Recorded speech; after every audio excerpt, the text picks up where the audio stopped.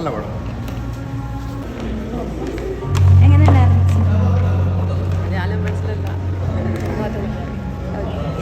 നല്ല പടം. സിനിമ അടിപൊളിയായിരുന്നു. എന്തെങ്കിലൊരു വലിയൊരു സസ്പെൻസ് ത്രില്ലർ കാണുന്ന ഒരു ഫീൽ ചെയ്തിട്ടുണ്ടായിരുന്നു. കുറഞ്ഞ ബഡ്ജറ്റിലെടുത്ത പടമാണ്. അനുറാം നല്ല കഴിവുള്ള ഡയറക്ടറാണ്. ഞാൻ അനുറാം രണ്ടാമത്തെ സിനിമയിൽ ഷൈൻ ഡാൻജാക്കോയും ലാൽ സാറിൻ്റെ ദം എന്ന പടത്തിൽ അഭിനയിച്ചതാണ്. ഇത് ഭയങ്കര നല്ല, നമുക്ക് അടുത്ത സീൻ എന്താണെന്ന് പ്രെഡിക്റ്റ് ചെയ്യാൻ പറ്റില്ല. മെയിനായിട്ട് ഇതിൻ്റെ ഡയറക്ഷനും ക്യാമറ വർക്കും ഇതിൻ്റെ ആറാറും ഒരു പ്രത്യേക ഒരു ഫീൽ കിട്ടി. സിനിമ കാണുമ്പോൾ ഒരു ഫീല് കിട്ടുന്നത് അപൂർവം ചില സിനിമകളിലാണ്. കള്ളമെന്ന് പേരിട്ടേക്കണ പോലെ തന്നെ അതിനെ സിനിമ കണ്ടാലേ മനസ്സിലാവുള്ളൂ. ക്യാരക്ടേഴ്സ് നമ്മൾ ശരിക്കും പറഞ്ഞാൽ സ്ക്രീനിൽ നിന്ന് കണ്ണടക്കില്ല. അടുത്ത സീൻ എന്താണെന്ന് നമുക്ക് പ്രെഡിക്റ്റ് ചെയ്യാൻ പറ്റില്ല. ചെറിയ ബഡ്ജറ്റിൽ ഒരു ഗുഡ് സിനിമ, ഭയങ്കരമായിട്ടും എനിക്കിഷ്ടമായി. ചെറിയ പടങ്ങൾ എത്രത്തോളം ആൾക്കാർ കാണുമെന്ന് എനിക്ക് അറിഞ്ഞുകൂടാ. ഇത്ര തിയേറ്ററിൽ സിനിമ കളിക്കുന്നൊന്നും എനിക്ക് അറിഞ്ഞുകൂടാ. ഇതിൽ അഭിനയിച്ച എല്ലാവരും ചെറിയ വേഷം ചെയ്തതാണെങ്കിലും ഇതിൽ നായകനാണെങ്കിലും നായികയായിട്ട് അഭിനയിച്ചതാണെങ്കിലും ഭയങ്കര നല്ല ആക്ടിങ് ആയിരുന്നു. നമ്മളൊക്കെ അഭിനയിച്ചതാണല്ലോ, നിങ്ങൾ കണ്ടായിരുന്നല്ലോ, അതുകൊണ്ടായിരുന്നു ഒക്കെയാണോ? വളരെയധികം സന്തോഷമുണ്ട്. അതിലുപരി ഓരോരുത്തർക്കും ഇങ്ങനെ എന്താണ് കാണുന്നത് മൊത്തത്തിൽ നല്ല വിധത്തിൽ നടക്കുക. അഭിനയിച്ച സിനിമയായിട്ട് പറയുന്നതല്ല, കൊള്ളാം, എല്ലാവരും കാണണം. തീർച്ചയായിട്ടും എല്ലാവർക്കും ഇഷ്ടപ്പെടുമെന്ന് വിശ്വസിക്കുന്നു. Thank you.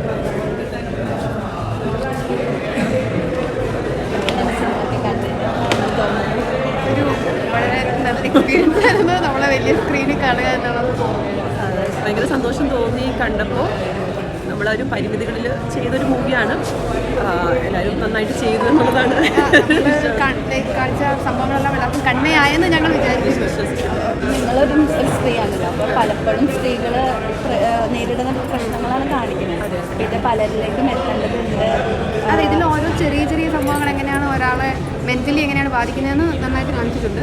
അപ്പം കുറേ പേർക്ക് റിലേറ്റ് ചെയ്യാൻ പറ്റുന്ന ഒരു സംഭവം തന്നെ. ഇപ്പം ഒരാൾ മരിച്ചു കഴിഞ്ഞാൽ ആ കുട്ടീനെ വിക്ടിം അസാസിനേഷൻ ചെയ്യുക, അപ്പോൾ കുട്ടിയുടെ തെറ്റാന്ന് പറയുക, അവസാനം സത്യങ്ങളൊക്കെ കണ്ടെത്തുക, അങ്ങനത്തെ അതൊക്കെ തന്നെ സൊസൈറ്റിയിലുള്ളതാണല്ലോ. ഒരു പെൺകുട്ടി ഇങ്ങനെയാണ്, അവർ തന്നെയാണ് അങ്ങനെ ഇവളിങ്ങനെയാണല്ലോ, അതായത് മനസ്സിലായല്ലോ. ഇപ്പോൾ ഓരോരുത്തരും ഇങ്ങനെ അവർ തന്നെ ഒരു പേര് വെച്ചിട്ട് ഇതാക്കുന്നു. ഇവളിങ്ങനത്തെവളാണ്, അപ്പോൾ അവൾക്ക് അങ്ങനെ സംഭവിച്ചില്ലെങ്കിൽ കാര്യമുള്ളൂ ഉണ്ടാവുള്ളൂ എന്നൊക്കെ പറഞ്ഞിട്ട് അങ്ങനെ കുറേയധികം സൊസൈറ്റിയിൽ കുറേയധികം കാര്യങ്ങളുണ്ട്. ആൾക്കാർ ത്രൂ ക്രൈം ചെയ്യാൻ എന്താ പറയുന്ന ആക്കപ്പെടുന്ന സഹായരായിട്ടുള്ള ആൾക്കാർ പൊതുവെ പറയാറുണ്ട് ഒരു സ്ത്രീയുടെ ശത്രു സ്ത്രീ തന്നെയാണെന്ന്. അപ്പോൾ ഈ സിനിമയിലും ആ ഒരു വില്ലനായിട്ട് വരുന്ന ആൾക്കും ശരിക്കും പ്രശ്നമാകാൻ ഒരു സ്ത്രീ തന്നെയാണ്. ശരിക്കും നിങ്ങൾക്ക് അങ്ങനെ തോന്നിയിട്ടുണ്ടോ? സത്യമാണ്.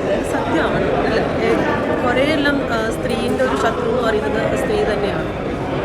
സത്യമായിട്ട് കാര്യം. നിങ്ങൾ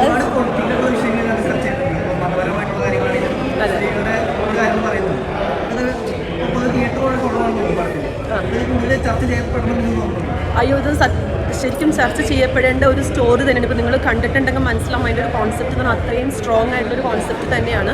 അപ്പോൾ ഇത് ആൾക്കാരിലേക്ക് എത്തണം എന്നുള്ളത് തന്നെയാണ്. ഈ ഒരു കോൺസെപ്റ്റ് നമ്മുടെ സൊസൈറ്റിയിൽ നടക്കുന്ന കാര്യങ്ങളെക്കുറിച്ച് തന്നെയാണ് ഇതിൽ സംസാരിക്കുന്നത്. അപ്പോൾ ഇനിയും കുറേയധികം ആൾക്കാരിൽ എത്തണം എന്ന് തന്നെയാണ് ഞങ്ങളുടെ ഒരു ആഗ്രഹം.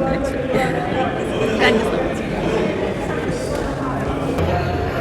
ഫസ്റ്റ് ഹാഫ് എനിക്ക് തോന്നുന്നു ഒരല്പം ലാഗാണ്. ഒരു സ്ലോ പരിപാടിയാണത്. പക്ഷേ ആ ഇൻവെസ്റ്റിഗേഷൻ്റെ ഒരു രീതി അങ്ങനെ തന്നെയാണ് ആ സിനിമ. അതല്ലാതെ നമുക്ക് കൊടുക്കാനും പറ്റില്ല. കാതൽ എന്ന് പറയുന്ന സിനിമ വേഗത കൂടിയാൽ നമുക്ക് അക്സെപ്റ്റബിൾ ആവില്ല എന്ന് പറഞ്ഞാൽ ഇതാണ് അതിൻ്റെ ഒരു പേസ് എന്ന് ഞാൻ വിചാരിക്കുന്നു.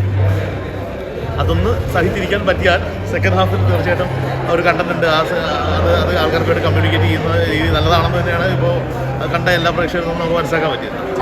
തീർച്ചയായും എല്ലാവരിലേക്ക് എത്തണം. ഇത് ഒരുപാട് സ്ത്രീകൾ അനുഭവിച്ചു പോകുന്ന ഡെയിലി ലൈഫിലൊക്കെ അനുഭവിച്ചു പോകുന്ന കുറേ സിറ്റുവേഷൻസാണ്. അത് വളരെ നിസ്സാരമായി നമ്മൾ തള്ളിക്കളയുന്ന സാധനങ്ങളാണ് ഇതിൽ ഭയങ്കര ഇമ്പോർട്ടൻസ് കൊടുത്ത് അവതരിപ്പിച്ചിരിക്കുന്നത്. എന്തായാലും ഇത് ആളുകളിലേക്ക് മാക്സിമം എത്തണം.